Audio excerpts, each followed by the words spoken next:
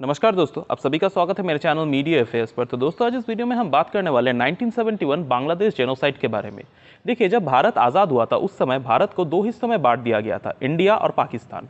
पर पाकिस्तान उस समय एक पूरा राष्ट्र नहीं था, बल्कि वो भी दो टुकड़ों में बटा हुआ था। एक तरफ था वेस्ट पाकिस्तान, जो हमारा मॉडर्न डे पाकिस्तान है, और एक तरफ था ईस्ट पाकिस्तान।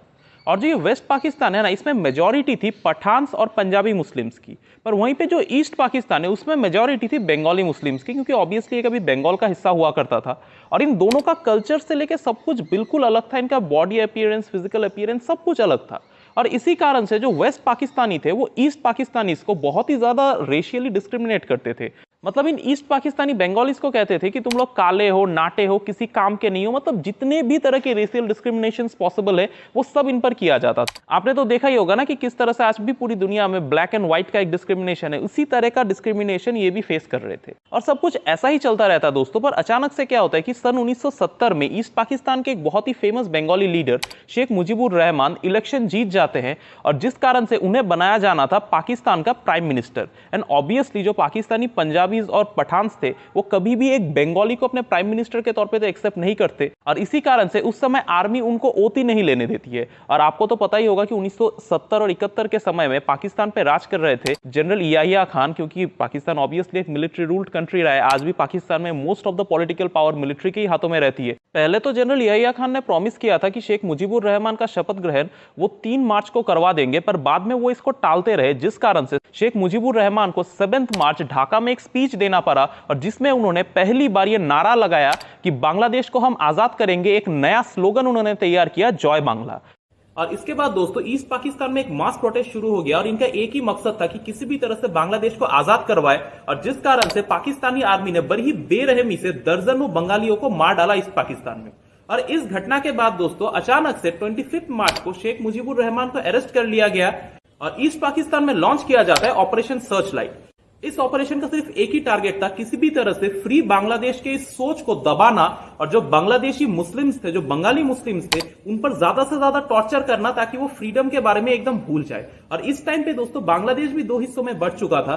एक तरफ जो बंगाली मुस्लिम्स थे वो एक तरफ बढ़ चुके थे, और इसके अलावा बंगाली मुस्लिम्स के कुछ हिस्से और जो नॉर्मल नॉन बंगाली मुस्लिम्स थे वो एक तरफ बढ़ चुके थे, जिन्होंने अपनी एक दूसरी आर्मी फॉर्म कर ली, जिन्हें कहा जाता था रजाकार्स। ये रजाकार्स पाकिस्तानी आर्मी की मदद कर रहे थे, और दोनों एक साथ मिलकर बांग्लादेशी लोगों पर टॉर्चर करना शुरू करते हैं। और बांग्लादेशी लोगों से मेरा मतलब है स्पेशली द बांग्लादेशी हिंदूज। हालांकि मुस्लिम्स पे भी बहुत ज्यादा टॉर्चर हुए, पर जो हिंदूज पे टॉर्चर हुए थे वो ऑब्वियसली सबसे ज्यादा थी।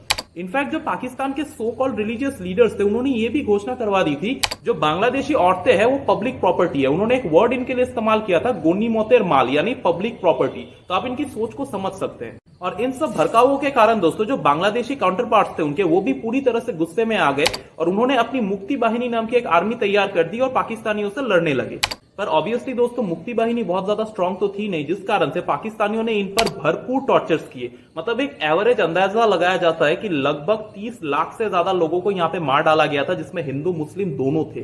लगभग 4 लाख से ज्यादा औरतों का यहाँ पे रेप किया गया था दोस्तों। इतना भयानक रेप किया गया था कि मैं आपको बता नहीं सकता। इसे हिटलर के होलोकास्ट के बाद दुनिया का सबसे बड़ा मास जेनोसाइड कहा जाता है। मतलब ये पाकिस्तानियों में ना कोई ह्यूमैनिटी इनमें है ही नहीं दोस्तों। ये जो इनके मौलाना है, ये जो भी कहते हैं ना अपने आप को कि ये अल्लाह के बंदे, मैं सच बोलता हूं दोस्तों, मैंने कुरान पढ़ी नहीं है, पर मैं इतना गारंटी के साथ कह सकता हूं कि अल्लाह इन लोगों को कभी माफ नहीं करेंगे। जो हमारे इंडियन मुस्लिम्स है वो इस चीज को अच्छे से समझेंगे। इनफैक्ट जो बांग्लादेश में भी आजकल मैंने देखा है कई लोग सपोर्ट करते हैं पाकिस्तानियों को, उनको एक्चुअली ना 1971 का इतिहास पढ़ना चाहिए, वो फिर कभी सपोर्ट नहीं करेंगे। इन पाकिस्तानियों में इंसानियत नाम की कोई चीज ही नहीं है। सिर्फ और सिर्फ रेशियल डिस्क्रिमिनेशन के कारण कि ये लोग बंगाली है और हम लोग पंजाबी पठान है, इस कारण से इन लोगों ने जिस कदर टॉर्चर किया था बांग्लादेश पर, मैं आपको कुछ एग्जांपल्स देता हूं। मैं आपको पहले एक इंटरव्यू दिखा देता हूं दोस्तों। कुछ बांग्लादेशी महिलाओं का इंटरव्यू है मेरे पास, जिन पर बहुत ज्यादा टॉर्चर किया गया था 1971 में। एंड गेस व्हाट, ये टॉर्चर किया था रजाकार्स ने, जो एक्चुअली बांग्लादेशी ही थे, वो भी बंगालीज ही थे, पर वो वेस्ट पाकिस्तानियों के साथ मिल चुके थे। हालांकि ये इंटरव्यू बंगाली में है, पर नीचे सबटाइटल्स दिए हुए, तो आई होप आप समझ पाएंगे। আমার ছেলে আইএ পাস, মাইয়ে মেট্রিক পাস, ছেলে একটা পাইবি, আর একটা ওর বুকে দুধ খেত, স্বামী করতো দরিদ্রের কাজ। আমারও 2 হাত বান্ধি আমার সামনে আমার ছেলে মেয়ে স্বামী সব গুলি করলো। আমি বলিলাম বাবা পুরগে মারিস না, আমারে মার। বললো না তোরে মারবো না, তোর ছেলে মেয়ে তোর স্বামীরই। তো শুনকি মারবো। ছোট্ট মেয়েটা আমার আউল গুঁড়া দিতে পারতো না, বুকে দুধ খাতুল, সেই মেয়েকারই নেই সময় কাদার তলায় পুঁতে গুলি করে বুকি করে গাঙে দেয়। কারা আপনার উপর অত্যাচার করেছে?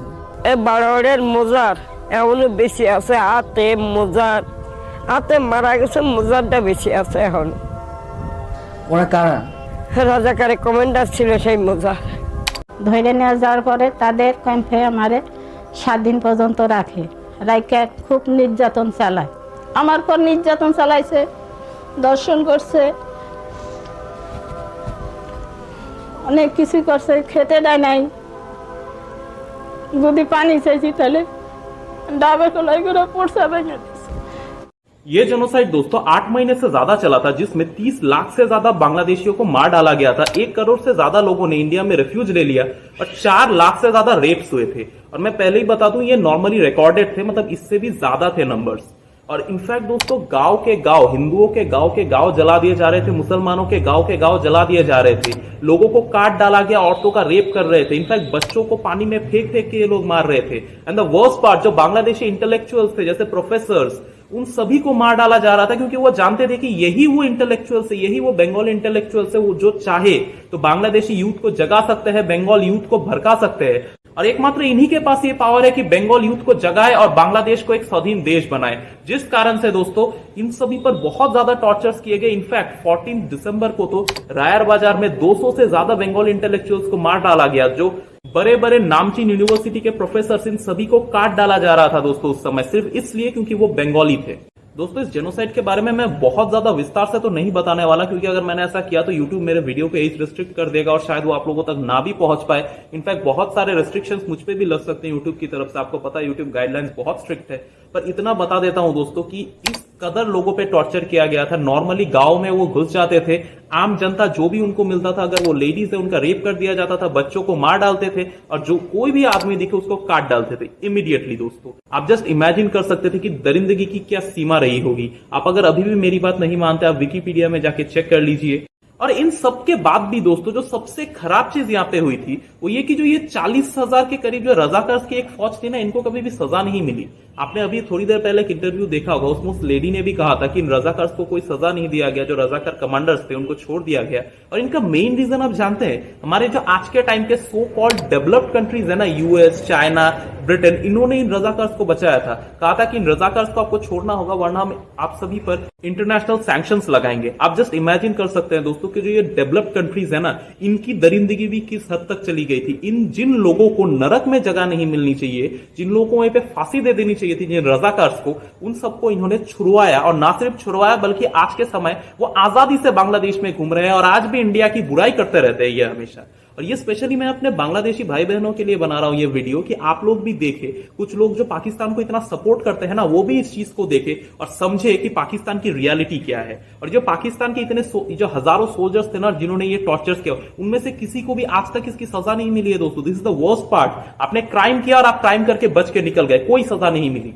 हालांकि दोस्तों लोग आजकल धीरे धीरे जागरूक हो रहे हैं और दुनिया के अलग अलग कोने में लोग ये आवाज उठा रहे हैं कि पाकिस्तान को माफी मांगनी चाहिए, इन लोगों को सजा मिलनी चाहिए। तो हम भी देखते हैं आगे क्या होता है।